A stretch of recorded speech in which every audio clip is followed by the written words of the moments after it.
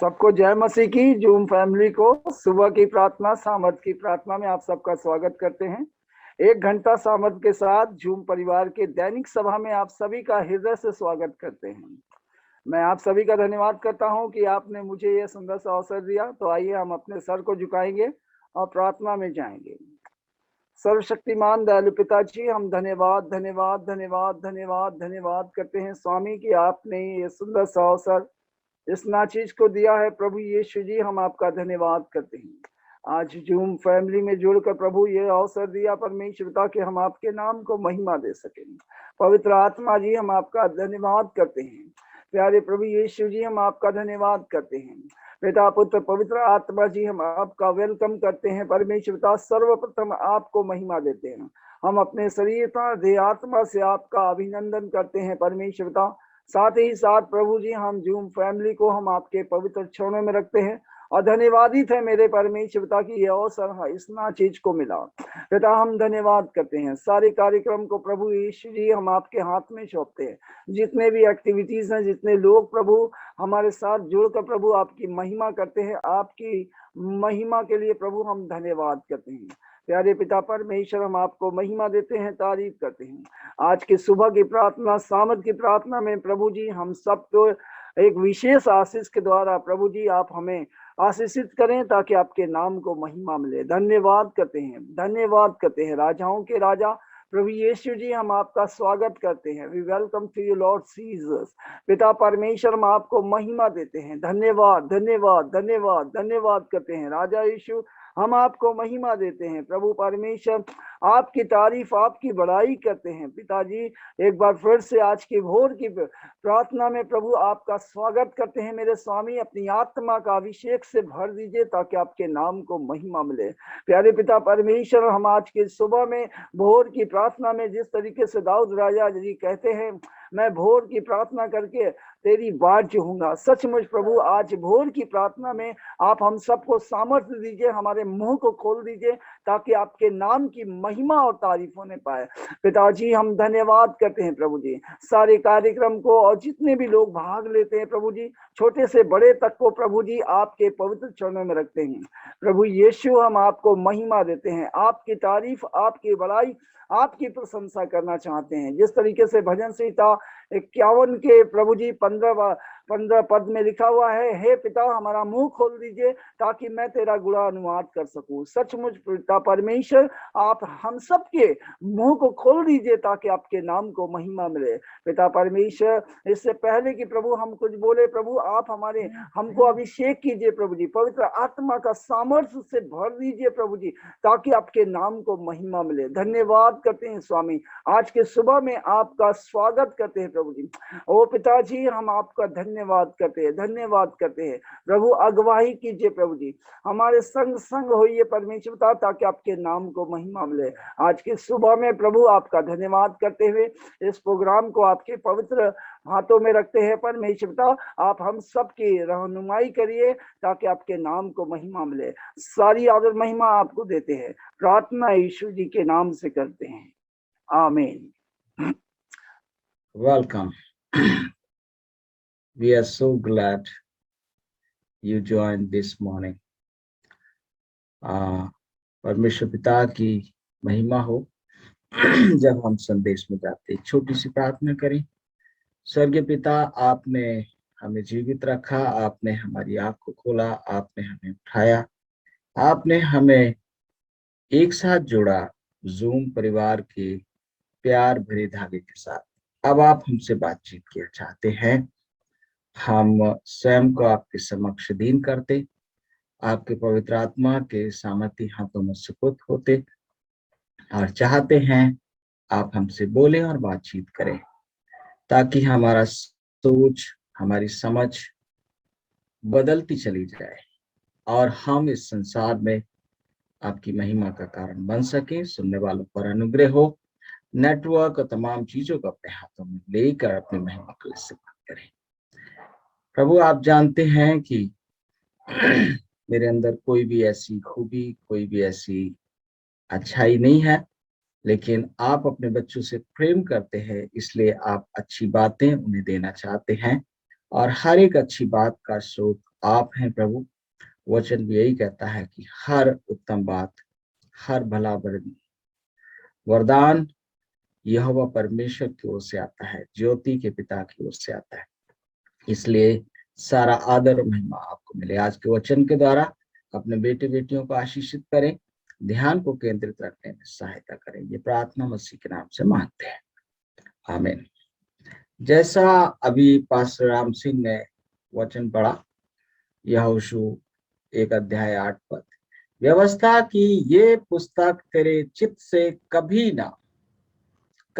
ना उतरने पाए, इसी में दिन रात ध्यान दिए रहना, इसलिए कि जो कुछ उसमें लिखा है उसके अनुसार करने की तू चौकसी करे, क्योंकि ऐसा ही करने से तेरे सब काम सफल होंगे और तू प्रभावशाली होगा। आज के संदेश का जो विचार है वो यहाँ से शुरू होता है। सबसे पहले आपको एक चीज बता देना चाहता हूं, परमेश्वर के वचन का हम उतना आदर नहीं करते। इस वचन में जीवन के तमाम सिद्धांत, तमाम इसमें खजाने छुपे हुए हैं और इसमें हीरे जवाहरात, बहुमूल्य मोती पाए जाते हैं और इसका फायदा अन्य जाति लोग उठा रहे हैं। जो लोग क्रिश्चियन भी नहीं हैं वो बाइबल को खोलते हैं और ऐसे ऐसे सिद्धांत निकालते हैं, किताबें लिखते हैं, दुनिया में प्रचार करते हैं, संस्थाएं चलाते हैं, आंदोलन चलाते हैं और कामयाब होते हैं।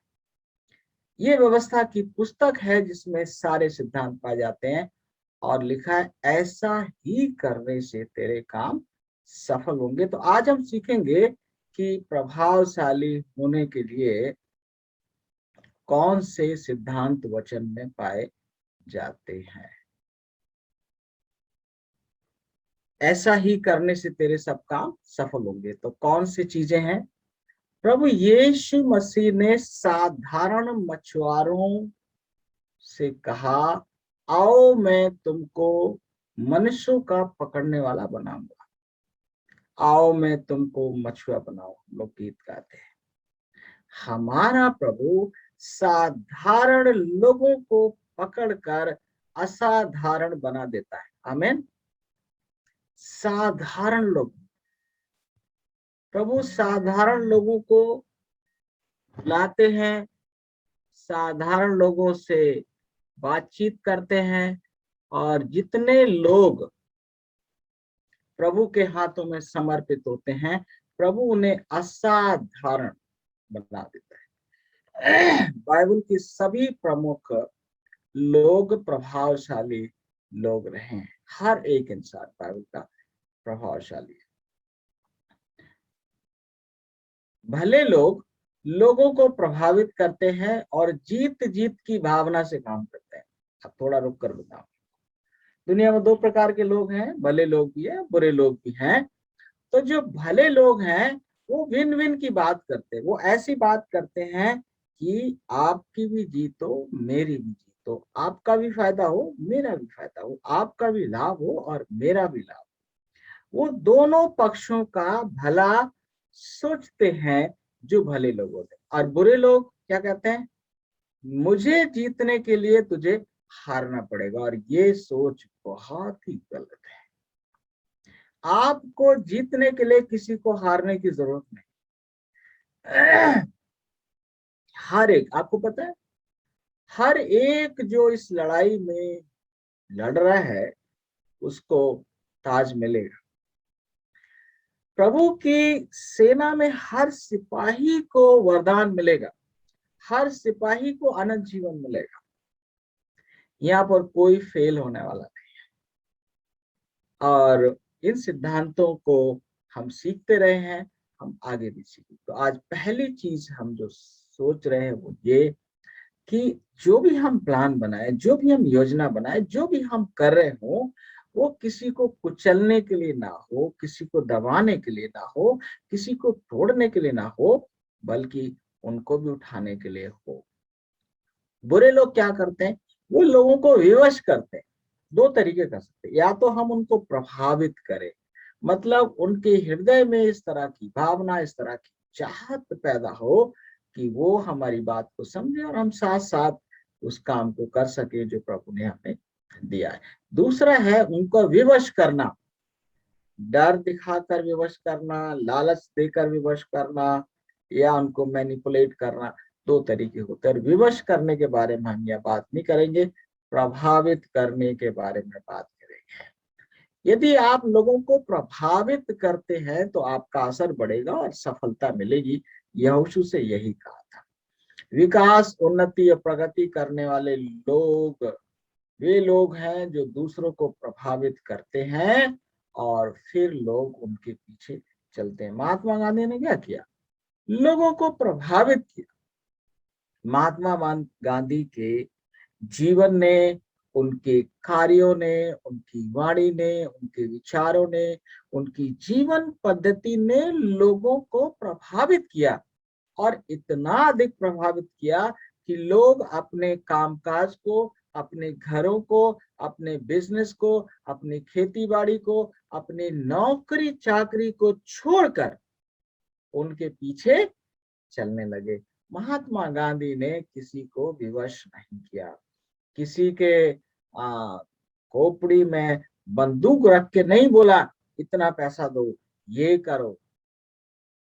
और आप देख सकते हैं कि आज महात्मा गांधी को बापू हम लोग कहते हैं और दुनिया में उनका आदर और मान सम्मान पाया जाता है, क्योंकि उन्होंने लोगों को प्रभावित किया। हमारे प्रभु यीशु मसीह ने भी यही किया। नासरत का बढ़ई, 30 साल का जवान बच्चा, और वो निकलता है, साधारण मछुआरे और चुंगी लेने वाले ऐसे लोगों को वो प्रभावित करता है।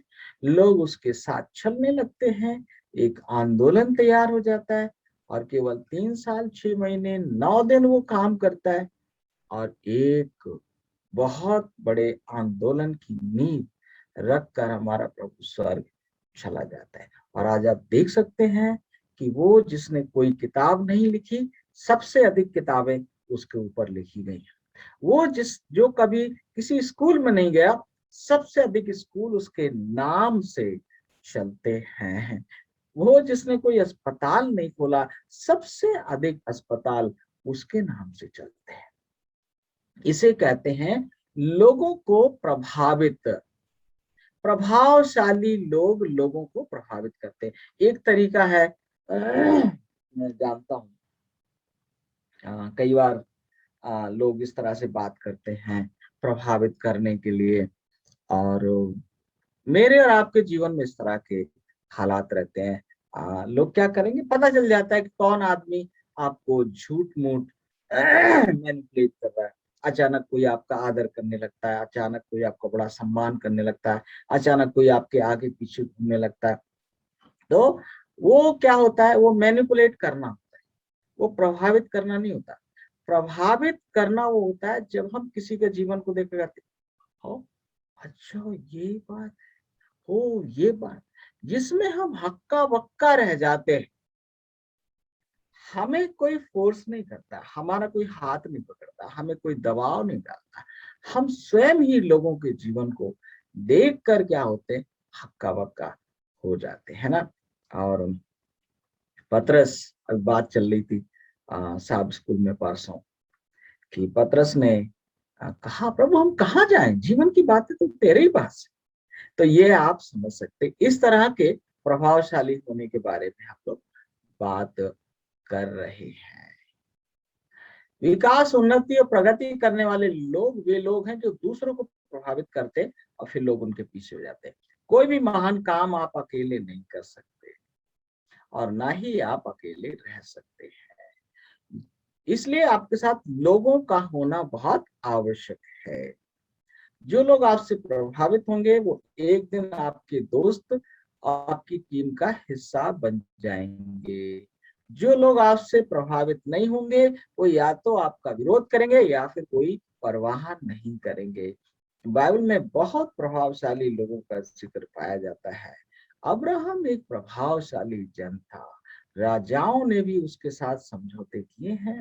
राजाओं ने भी, अबीमेलेक ने, लोगों ने उनके साथ क्या किए? समझौते किए। इतना आदर और मान था, क्योंकि अब्राहम एक प्रभावशाली, और कैसे प्रभावशाली अब्राहम बना आप स्टडी कर सकते हैं। याकूब एक प्रभावशाली जन था, उसने फिरौन को भी आशीर्वाद दिया। उस दुनिया का जो सबसे बड़ा एम्पायर था मिस्र, और उस राजा को, सम्राट को याकूब ने क्या किया? आशीर्वाद दिया। तो आप समझ सकते हैं कितना प्रभावशाली था वो जन।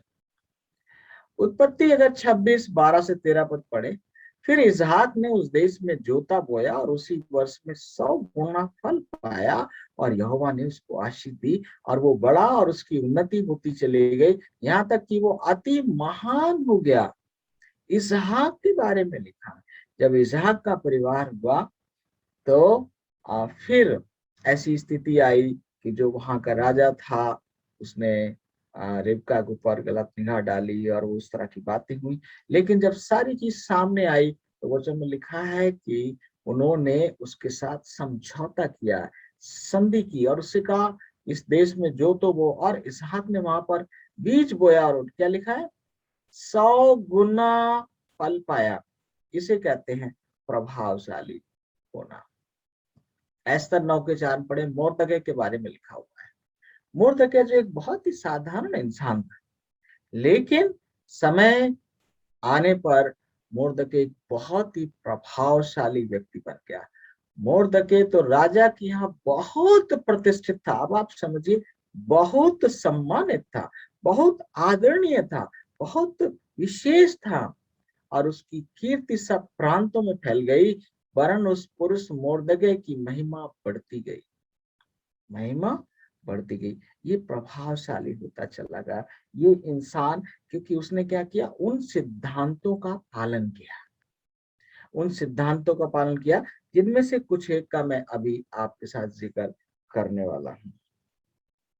यिर्मयाह में 26:24 में हम पढ़े तो वहां अहीकाम एक व्यक्ति के बारे में लिखा हुआ है। आप जानते हैं, यिर्मयाह को लोग मार डालना चाहते थे, उसको खत्म कर देना चाहते थे, लेकिन लिखा परंतु शापान का पुत्र अहीकाम यिर्मयाह की सहायता करने लगा, और वो लोगों के वश में बद होने के लिए नहीं दिया गया। ये अहीकाम जो है, ये एक प्रभावशाली व्यक्ति, जिस तरह से हम नए नियम में पढ़ते हैं कि यूसुफ, अरमतिया का यूसुफ प्रभावशाली व्यक्ति था, निकितमस ये प्रभावशाली व्यक्ति थे, है ना? तो ये प्रभावशाली लोग जो होते हैं, इनका राजाओं पर भी क्या होता है? असर होता है। और जब ये कोई बात कहते हैं तो उसे सुना जाता है। और यहाँ पर लिखा है यिर्मयाह का वध नहीं हुआ, क्योंकि अहीकाम ने क्या किया? अपने प्रभाव से उसकी रक्षा की। प्रेरितों काम 9:22 में अगर हम शाऊल के बारे में पढ़े, जिसको बाद में पौलुस के रूप में जानते हैं, लिखा परंतु शाऊल और भी सामर्थी, और भी अधिक प्रभावशाली, और भी अधिक आदरणीय और सम्मानित होता गया, और इस बात का प्रमाण दे देकर कि मसीह यही है, दमिश्क के रहने वाले यहूदियों का मुंह बंद करता रहा। ये व्यक्ति जो दमिश्क की राह पर जा रहा था, प्रभु यीशु मसीह से उसकी बातचीत हुई, और जब उसने अपने आप को समर्पित किया, जब उसने इन सिद्धांतों का पालन करना शुरू किया, तो क्या होता गया? प्रभावशाली होता गया। कोई भी इंसान केवल चुनाव के आधार पर ही प्रभावशाली बन सकता है। चुनाव, हमको चुनाव करना पड़ेगा, अच्छी बात है, आप ऐसा बहुत अच्छी अच्छी बात करी, इससे कोई फर्क नहीं पड़ता। हमको चुनाव करना पड़ता है, और फिर प्रतिदिन प्रतिपल उस राह में आगे बढ़ना होता है। जिंदगी रेस्टोरेंट की तरह नहीं है, कैफेटेरिया की तरह है। अब आप कहेंगे रेस्टोरेंट और कैफेटेरिया में क्या फर्क है? अगर आप रेस्टोरेंट में जाएंगे, सड़क के किनारे कोई ढाबा है, अगर आप वहां जाएंगे तो वहां क्या होगा? आप ऑर्डर करिए, पहले आपको खाना मिलेगा, और उसके बाद आप पेमेंट करिए। कैफेटेरिया में अलग होता है, वहां आप पहले पेमेंट करिए, कूपन लीजिए, और फिर आपको वो खाना मिलेगा जिसका आपने भुगतान किया है। जीवन में हमें पहले भुगतान करना पड़ता है, बाद में आशीर्वाद। जो लोग ये सोचते हैं पहले हमको आशीर्वाद मिल जाएगा और बाद में भुगतान करेंगे, ऐसा नहीं होता। प्रभावशाली बनने का चुनाव आपको आपकी सोच से शुरू होता है। पहले सोचना शुरू करते। आपने रात को सोचा था सुबह हमको जल्दी उठना है और जूम परिवार की सभा में शरीक होना है। अगर आप सोचते कुछ और करना है तो आप कुछ और ही करते। मिस्र पर मन लगाकर कनान में नहीं पहुंच सकते। 21 लाख लोग मिस्र से निकले थे, कनान में 2 ही पहुंचे, क्योंकि उनकी सोच कनान के बारे में। यहोशू और खालिद कनान के बारे में सोच रहे थे, कनान के बारे में दर्शन देख रहे थे, कनान के बारे में कल्पना कर रहे थे, और इसलिए बाधाएं, रुकावटें उनको विचलित नहीं कर सकती। हम कहीं जाने का जब योजना बनाते, बहुत से लोग कहते अरे भाई समय नहीं है, ये नहीं, बहुत सी बातें। लेकिन जब हम प्लान बना लेते, जब हम सोचने लगते हैं, तो वो हो जाता है। हम वही बनते हैं जो हम सोचते हैं। सोच से कर्म पैदा होता है, कर्म से परिणाम पैदा होता है। तो सोचें, सबसे पहले सोचें कि हमको प्रभावशाली बनना है। और जब आपको प्रभावशाली बनने का फैसला आप करते हैं, तो आप फिर एक ऐसे इंसान बन जाते हैं जो कैमरे के सामने, जगह जगह आप जाते हैं, यहाँ हेली रोड पर आइए तो जगह जगह लिखा है कि आप निगरानी के अधीन है, कैमरे लगे हुए हैं। तो जब आप ये तय करते हैं मुझे प्रभावशाली बनना है, तो पहला विचार ये आता है कि कैमरा आपके ऊपर है। तो आपको आपके हाव भाव, वाणी, विचार, आपकी एक एक चीज जो है बहुत ही नपी तुली होती है। व्यवस्था 29 पद 30 अध्याय में लिखा हुआ है, मैं आज आकाश और पृथ्वी दोनों को तुम्हारे सामने इस बात की साक्षी बनाता हूँ, मैंने जीवन और मरण, आशीष और शाप को तुम्हारे आगे रखा है, इसलिए तू जीवन ही को अपना ले कि तू और तेरा वंश दोनों जीवित रहे। प्रभावशाली होने के साधारण किंतु अटल सिद्धांत पाए जाते हैं। परिवार में प्रभावशाली आप कैसे बन सकते हैं? जो हमारा परिवार है, घर में अगर आप प्रभावशाली बनना चाहते हैं, तो यहाँ थोड़ी सी बातें बता दूं। प्रभावशाली लोग परवाह करने वाले लोग, परवाह करने वाले, कहते हैं ना आई डोंट केयर। जिनकी ये भावना है कि आई डोंट केयर, मैं परवाह नहीं करता, वो प्रभावशाली नहीं होते। प्रभावशाली लोग दूसरों की परवाह करते हैं, बड़ों की परवाह करते हैं, छोटों की परवाह करते हैं, अपनी परवाह करते हैं, तमाम चीजों की परवाह करते हैं, केयर करते हैं। वे अपने स्वार्थ को भूलकर दूसरे लोगों की चिंता करते हैं और उनका सहारा बनते हैं। खुद को भूलना पड़ता है। प्रभु ने जब सलीब उठाई तो खुद को भुला दिया। उन्होंने ये नहीं सोचा मुझे कितना दर्द है, उन्होंने ये सोचा सलीब उठाने से कितने लोग उद्धार पाएंगे। जब उनके मुंह पर थूका गया, उनको अपमानित किया गया, उन्होंने अपने बारे में नहीं सोचा। अपने आप को भूलना पड़ता है। कल मैं अपनी बेटी से, बड़ी बेटी से बात कर रहा था और कुछ बातचीत इस तरह से हुई, तो वो कहने लगी पापा आपका सोच ही अलग है, आपके विचार ही अलग है। मेरा परिवार, जब मेरी वाइफ और बेटी और भाई जब वो ये वहां से लखनऊ से आए, तो मैं स्टेशन को लेने पहुंचा समय पर, तो बेटी से कह रहा था कि बेटा ड्राइवर जो है वो समय पर पहुंच गया। और मेरी बेटी ने कुछ कहा तो मैंने उससे कहा बेटा मैं अपने परिवार के लिए कुछ भी बनने के लिए तैयार हूं, कुछ भी करने में मुझे क्या होती है, खुशी होती है। मेरा परिवार मेरे लिए महत्वपूर्ण है और मैं ये भूल जाता हूं कि मुझे क्या तकलीफ है, मुझे क्या दर्द है, मुझे क्या परेशानी है। मेरा लक्ष्य होता है कि मेरे परिवार को सुख, सुविधा और सुरक्षा क्या हो, प्राप्त होनी चाहिए। तो ये एक सिद्धांत है। ये जो प्रभावशाली लोग होते हैं वे लेने वाले नहीं बल्कि देने वाले होते हैं। लेने वाले नहीं, देने वाले होते हैं। वे लोग दूसरे लोगों की खुशी को अपनी खुशी मानते हैं। वे दर्द सहते हैं लेकिन दर्द देते नहीं। जो लोग प्रभावशाली हैं वो दर्द सह लेंगे लेकिन दर्द देंगे नहीं। वे घर के दूसरे लोगों से पहले सोकर उठेंगे। घर के लोगों के लिए वो दुआ करेंगे। घर के लोगों का जीवन आसान बनाने के लिए काम, घर के दूसरे लोगों के भविष्य की योजना बनाएंगे। वे सराहना करते हैं, वे सहते हैं। जब बात आती है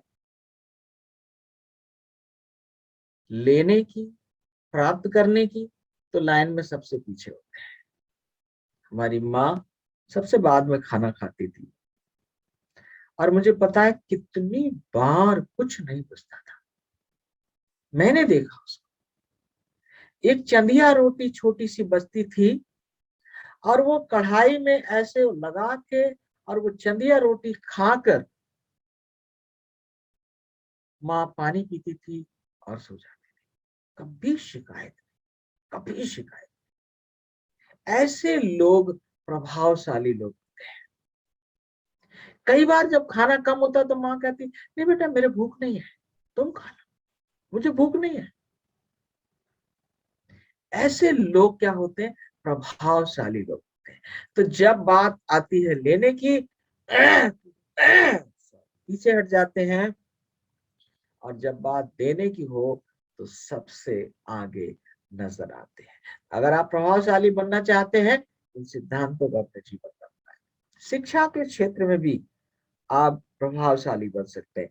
अगर आप पढ़ाई के क्षेत्र में हैं तो इसमें है परिश्रम, अनुशासन और धैर्य आपको प्रभावशाली बनाएगा। मेहनत, डिसिप्लिन और पैसेंस। शिक्षा की शुरुआत ही अनुशासन से होती है। अनुशासन के बिना हम शिक्षित नहीं हो सकते। हर काम को समय पर करने से आपका प्रभाव बढ़ता है। जितना समय लोग बहाना बनाने में खर्च करते हैं उतने समय में आप बहुत से काम कर सकते हैं। जब दूसरे लोग मनोरंजन में खोए हुए हों तब आप अपने ज्ञान को बढ़ाने के लिए परिश्रम कर सकते हैं।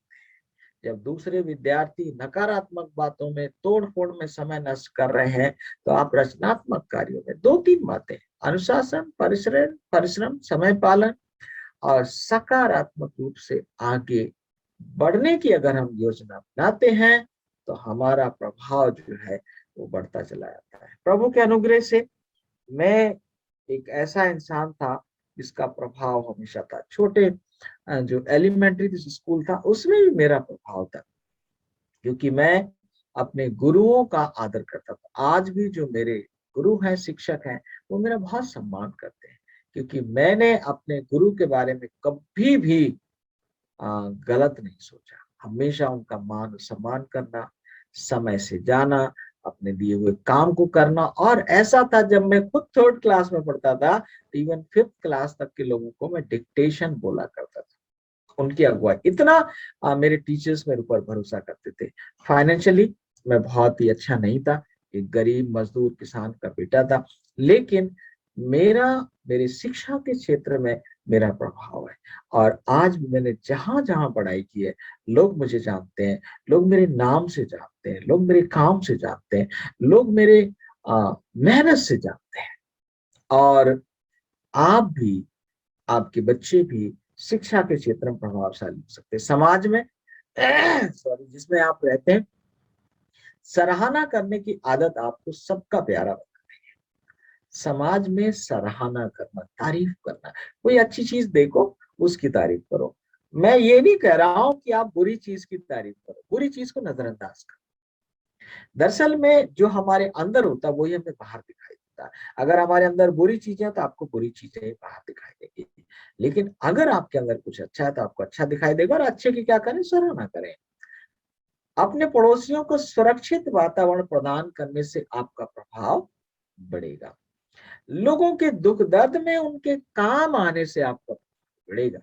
आसपास के वातावरण को सुंदर और सुरक्षित बनाने से आपका प्रभाव बढ़ता है। किसी के निजी जीवन में दखल ना देने से आपका क्या होता है, प्रभाव बढ़ता है। बाहरी लोगों की गुंडागर्दी से अपने पड़ोसियों, अपने आसपास के लोगों को बचाने से आपका प्रभाव पड़ता है। ये छोटी छोटी चीजें हैं लेकिन बहुत ही पावरफुल है। पर वहां करने वाले लोग प्रभावशाली होते हैं। अगर इतना ही हम सीखते हैं, परवाह करने वाले लोग प्रभावशाली होते हैं, तो समझ लो काम। चर्च में, कलीसिया में हम प्रभावशाली हो सकते हैं। क्या करें? धर्म पुस्तक और धर्म गुरु का कभी अपमान न करें। आपका धर्म गुरु कैसा है, उसका कभी कल्पना में भी अपमान न करें। आपकी धर्म पुस्तक और धर्म गुरु को सम्मानित जाने।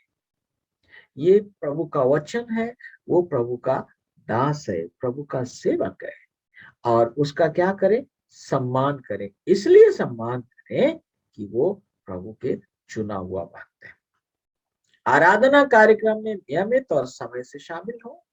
आपके वस्त्र और वाणी दोनों पर विशेष ध्यान दें कि वो समय के अनुकूल हो। बहुत से लोग आराधना में आते हैं और ऐसी बातें बोलते हैं जो नहीं बोलना चाहिए, ऐसे वस्त्र धारण करते हैं जो शोभा नहीं देते।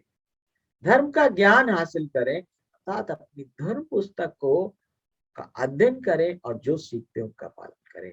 नियमित रूप से और पूरी वफादारी से अपने दान दशमांश देने में सबसे आगे। ये एक ऐसी चीज है जो आपको प्रभावशाली बनाती है। मैं आपको बता रहा हूं, अगर आप बहुत बढ़िया बढ़िया बातें करें, बहुत शानदार बातें करें, लेकिन अगर आप दान दशमान चंदा दहेकी के मामले में आप पीछे हैं, तो आपका असर नहीं होगा। एक परिवार था जोधपुर में, अब तो नहीं है।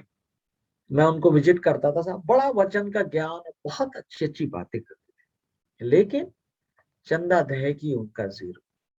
और मैं आपको बताना चाहता हूँ, परिवार फना हो गया, खत्म। उन वो लोग प्रभावशाली नहीं होते जो कैसर का कैसर को और परमेश्वर का परमेश्वर को नहीं देते हैं। ये प्रभावशाली होने के लिए पहली शर्त है। और वचन भी कहता है, अगर कोई नंगा हो, भूखा हो, बीमार हो, और हम कहें जाओ प्रभु तुम्हारे साथ रहे, तुम गर्म रहो, तुम्हें सर्दी ना लगे, तुम्हारा पेट भरा रहे, और जो जरूरी वो हम ना दें, तो हम इस तरह से अपने प्रभु को भी ठट्टों में उड़ाते हैं मेरे प्रियो। और ऐसे लोग प्रभावशाली नहीं होते। संतों की संगति में, पुरोहित की निंदा बदनामी करने वालों में शामिल ना हो। बहुत लोग क्या करते हैं, पादरियों की निंदा करते हैं, खोजते हैं इसमें क्या क्या गलत है इसकी, हम तो उसमें शामिल ना हो। संतों की संगति करें, जो लोग पवित्र स्वभाव के हैं, उनके साथ मिलजुल रखें। आत्म त्याग करके दीन दुखी लोगों की सेवा करने में आपका प्रभाव पड़ेगा। आत्म त्याग करना हमने बहुत बार सीखा। जो लोग कमजोर हैं उनकी निंदा ना करें, उनको निराश ना करें, उनकी हिम्मत बढ़ाएं। शाबाश, बहुत अच्छा करते हो, और धीरे धीरे वो मजबूत होते जाएंगे। दूसरे लोगों के दुख दर्द में शामिल होकर आप अपना प्रभाव बढ़ा सकते हैं। सॉरी, आज मेरा गला परेशान कर रहा है। उपवास और संयम रखने से भी आपका प्रभाव बढ़ता है। इसका मैंने देखा, अगर आप उपवास करने वाले लोग हैं और सप्ताह में एक दिन उपवास करने के लिए हम सलाह देते हैं, मैं खुद ऐसा करता हूँ, तो हमारा शरीर अच्छा रहता है, तो उनका भी प्रभाव होता है। जब सब राजा बनने पर तुले हूं, तो सेवक बनने से प्रभाव बढ़ता है। यूहन्ना 13 अध्याय 5 पद में चेले सब साहेब बनने की कोशिश कर रहे थे। मैं बड़ा हूं, मैं बड़ा हूं, ये तो दासों का काम है, कौन पानी लाएगा, कौन पैर धोएगा। प्रभु ने क्या किया? ऊपरी वस्त्र उतारे, पानी लिया, अंगोछा लिया, और चेलों के पांव धोने लगे। जब सारे, देखिए, बहुमत से बाहर, बहुमत विनाश के मार्ग पर। अगर आप प्रभावशाली बनना चाहते हैं, तो बहुमत से बाहर निकले। बहुमत विनाश के मार्ग पर है, बहुमत नाश होगा। वो आप काम करें जो अल्पमत के लोग करते हैं, जो कम लोग करते हैं। जब सारे लोग हंसी ठट्टा कर रहे हैं, आप उस पर ध्यान दें और उससे बाहर आए, आप प्रभावशाली बनाएंगे। जब सारे लोग किसी को पत्रवाह कर रहे हैं ना, यौना 8 अध्याय में वो स्त्री, मेरा विश्वास है कि वो मरियम थी, लोग पत्रवाह करना चाह रहे, प्रभु ने क्या किया, उसका बचाव किया, प्रभावशाली। पहला शमूएल 17 अध्याय दूसरा विचार ये है, जब सब डरपोक बनकर छुप रहे हो तब शेर बनने से आपको बचाव। अब यहाँ पर क्या है, राजा शाऊल और उसकी सेना 40 दिन से गोलियत के सामने थर थर कांप रही थी, और एक 17 साल का जवान चरवाहा आया और वो शेर बन गया। बहुमत से बाहर निकले, बहुमत से बाहर निकले, बहुमत विनाश के मार्ग पर है। कार्यस्थल पर, मैं 5 मिनट जल्दी से खत्म करूंगा। कार्यस्थल पर आप प्रभावशाली बन सकते हैं। काम करने के अनुसार लोगों को 4 ग्रुप में आप बांट सकते हैं। मैंने ऐसा ही किया है। पहला होता है मुर्दे। मुर्दे कुछ नहीं करते, मुर्दे कुछ नहीं करते, और आपको बहुत मुर्दे नजर आ जाएंगे, वो कुछ नहीं करते। दूसरे हैं बीमार। वो क्या करते, कम से कम करते, वो इतना काम करेंगे कि बस भैया नौकरी बची रहे, कौन टेंशन लेता है। 5 बजे छुट्टी होगी, 3:30 बजे ही औजारों को रख देंगे। लोग जाते हैं ड्यूटी, 10 बजे ऑफिस जाना है, लेकिन 10:30 11 बजे पहुंचेंगे, हलवाई करेंगे, 12 बजे से 1 बजे तक काम करेंगे, 1 बजे के बाद लंच, और 1 घंटे तनख्वाहें आप जान सकते हैं। ऐसे लोग बीमार लोग होते हैं, कम से कम काम करते हैं। जीवित लोग 100% काम करते हैं, जितना काम दिया उतना वो करेंगे। और जो जीवित लोग हैं उनके लिए लूका 17:10 में लिखा है, प्रभु ने कहा, जब तुम वो काम कर चुको जो तुमसे करने के लिए कहा गया, अर्थात 100% कर चुको, तो कहना हम निकम्मे दास हैं, हमने वही किया जो हमें करना था। अर्थात प्रभु चाहते कि हम 100% से ज्यादा काम करें। तो चौथा ग्रुप है सक्रिय लोग। मुर्दे कुछ नहीं करते, बीमार कम से कम करते, जीवित लोग 100% करते हैं, और सक्रिय होते एक्टिव लोग 100% से ऊपर करते हैं। कम से कम काम करने वालों का कोई प्रभाव नहीं होता, कोई प्रभाव नहीं होता, साहब बोझ होते हैं।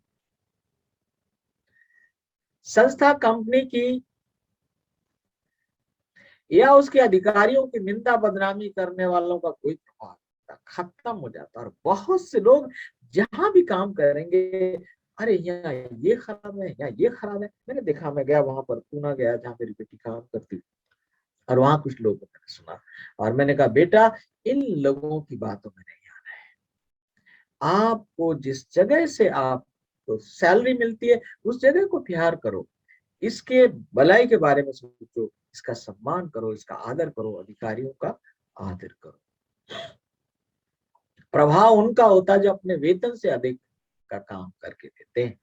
जो लोग अपनी संस्था अधिकारियों को सम्मान करते हैं, उनसे प्रेम करते हैं, जो लोग संस्था में भाईचारा बढ़ाने के लिए काम करते हैं, जो लोग समय को बर्बाद नहीं करते बल्कि काम में लगे रहते हैं, उनका सम्मान होता है, वो प्रभावशाली होते हैं। जो लोग संस्था की समस्याओं को सुलझाते हैं, उनका, समस्याओं को पैदा नहीं करते हैं, समस्याओं को सुलझाते हैं। अगर आप अपने कार्य क्षेत्र में प्रभावशाली बनना चाहते हैं, तो समस्याओं को पैदा मत करिए, उनको सुलझाइए। जो लोग अपनी संस्था की बुराई नहीं करते, उनका असर होता है। पादरी साहब, अब ये 2 बातें बताऊंगा मैं आपको प्रभावशाली बनने। एक बार की बात है, भोपाल में एक परिवार को विजिट करने के लिए गया, और उस दिन पता नहीं मेरे से क्या बेवकूफी हुई, संडे का दिन था, मैं बैठ गया और बहुत देर तक मैं बैठा रहा। अब मैडम ने तो मेहंदी वेंदी लगाई हुई थी, साहब का कुछ और प्लान था। मैं बैठा रहा, और कुछ देर के बाद साहब आए, और उन्होंने 100 रुपए मेरे हाथ पर रखे और बोले, पादरी साहब दुआ कर लीजिए। माय गॉड, मेरी आंखें खुली। ओ, मैं यहाँ अनवांटेड बैठा हुआ, मैं बेकार की बातों में क्या हूँ, समय को लगा रहा हूँ। ऐसी बातों से क्या होता है, असर खत्म होता है। हमें बोला गया है अपने काम को खत्म करो और वहां से आगे बढ़ो। पादरियों का काम गप्पे मारने का नहीं है। एक आखिरी बात, ये एक पादरी साहब हुआ करते थे, अब इस दुनिया में नहीं है। तो वो विजिट करने जाते थे, और जब वो किसी घर विजिट करने के लिए गए, वहां उन्होंने अपनी खजड़ी वंजड़ी बजाई और गाना वाना गाया और दुआ करी और बैठ गए। अब बैठ गए, वो सिस्टर जी बैठ गई। बोले सिस्टर हम चलें? तो उन्हें हाँ भाई साहब चले। तो फिर बैठे रहे, थोड़ी देर और बातचीत हुई, सिस्टर हम चलें? अरे 5-6 बार के बाद पता चला, अरे ये कह रहे सिस्टर जी कुछ दे दो फिर हम चलें। तब सिस्टर ने कुछ पैसे दिए और फिर वो गए। मेरे प्रियो, हमको विचार ये करना है कि हम किस तरह के इंसान बनना चाहते हैं। हम प्रभावशाली बनना चाहते हैं या फिर हम एक साधारण इंसान बनना चाहते हैं। Pastor Rajesh, over to you. Thank you sir, अच्छे मैसेज के लिए। प्रभु आपको आशीष दे। बहुत अच्छे अच्छे पॉइंट आपने बताए, परमेश्वर का धन्यवाद हो। आइए हम धन्यवाद की प्रार्थना में जाएंगे। हमारे साथ सिस्टर नीलम जी हैं लखनऊ से, वो धन्यवाद की प्रार्थना करेंगे। सिस्टर नीलम।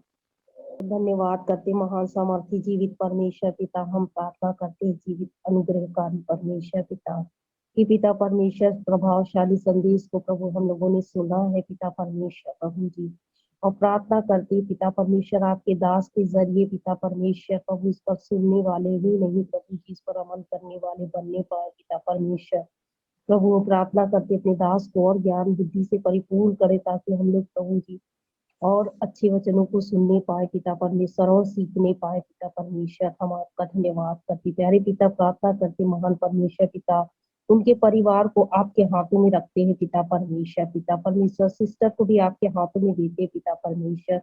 जो बीते दिन बीमार थी पिता, आप उन्हें छुए, स्पर्श करे और चंगा करे, भला चंगा करके फिर अपनी सेवकाई में जोड़े पिता। हम आपका धन्यवाद करते सारी विनती प्रार्थना को प्यारे उद्धार करता यीशु मसीह नासरी के नाम से